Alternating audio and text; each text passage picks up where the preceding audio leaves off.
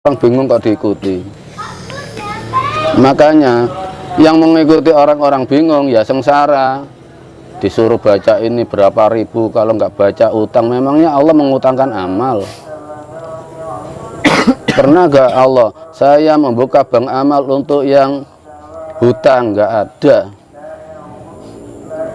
Kita itu dibingungkan dengan tuntutan-tuntutan selama ini. Sadarlah. Kamu kalau mengikuti saya harus melakukan puasa begini 40 hari 40 malam, melendeng usus, ngempet ketek, gak genan yang Allah.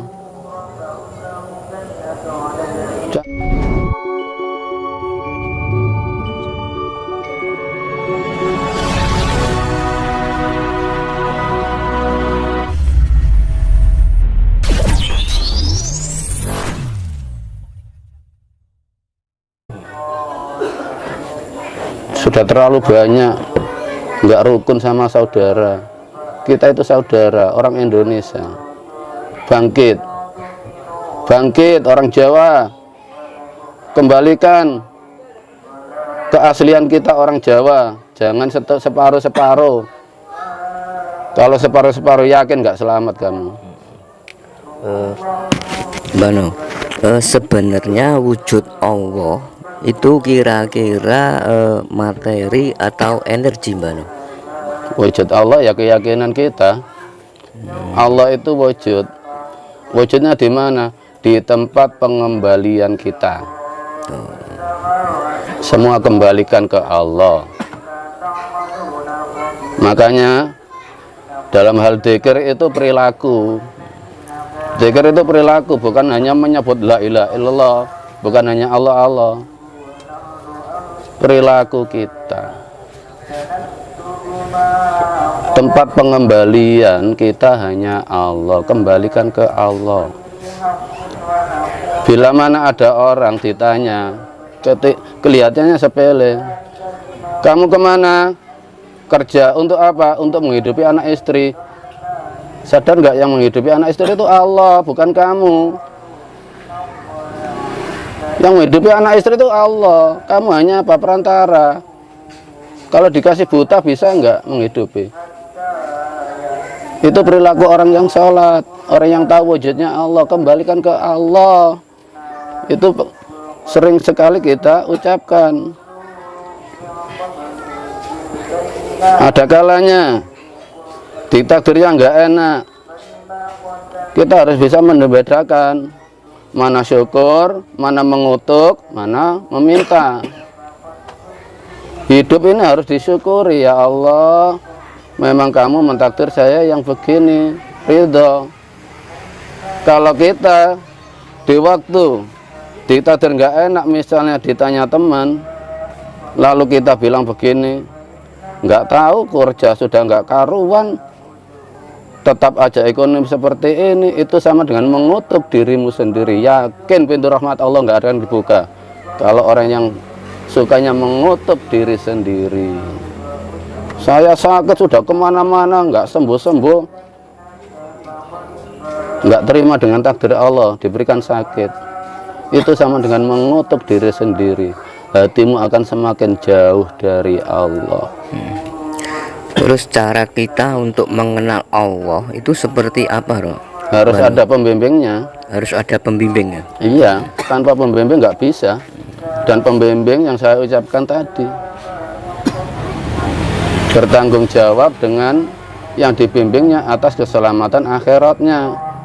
Tanya pembimbing, kalau saya ikuti, apa Anda siap mempertanggungjawabkan keselamatan akhirat saya dan keluarga saya? Kalau nggak berani ya jangan diikuti, kamu diajak mimpi. Itu sudah terlalu lama kita orang Indonesia diajak mimpi.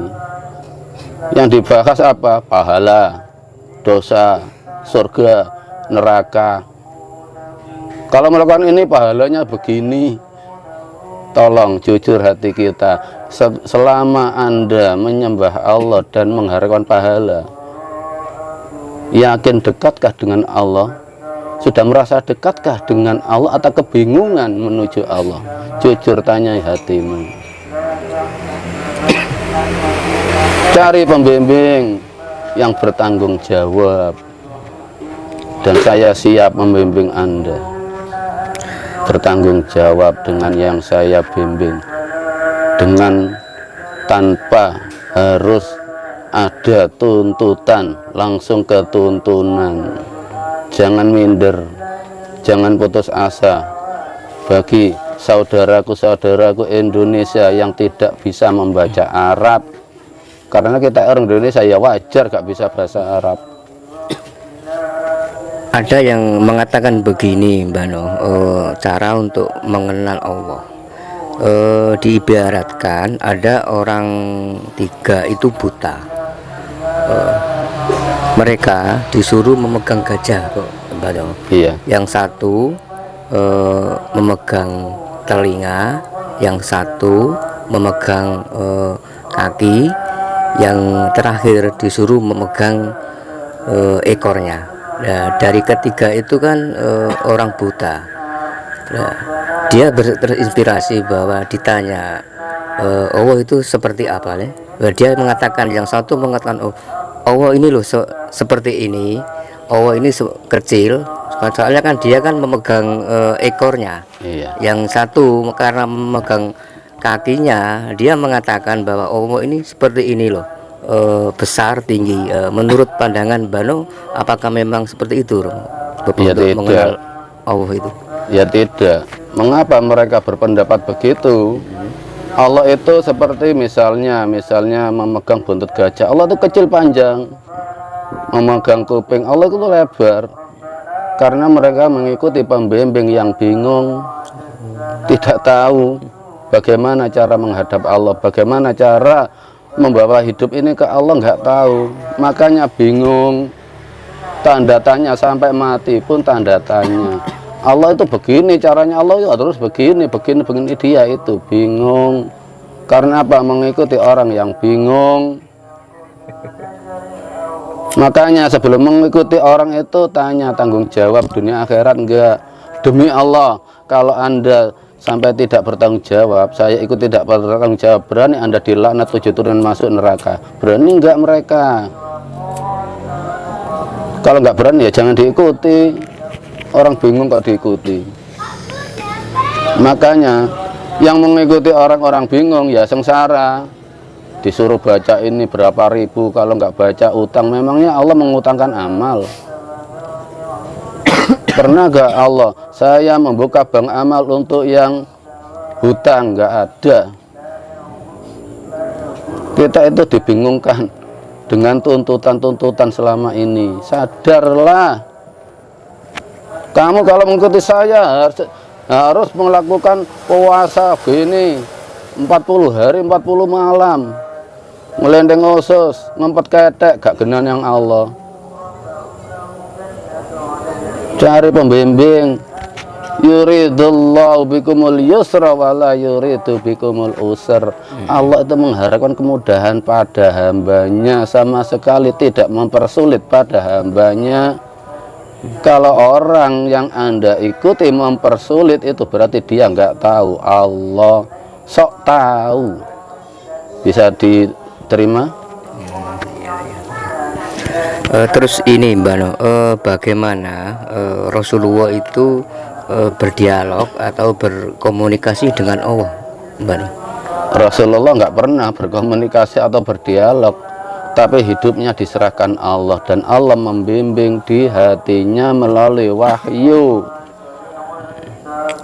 Dan bimbingan Allah dalam hatinya Rasulullah dijadikan perilaku Rasulullah dan menimbulkan yakinnya pada Allah, dan itulah yang disampaikan pada sahabat dan ditulis oleh sahabat. Terbentuklah kitab Al-Quran.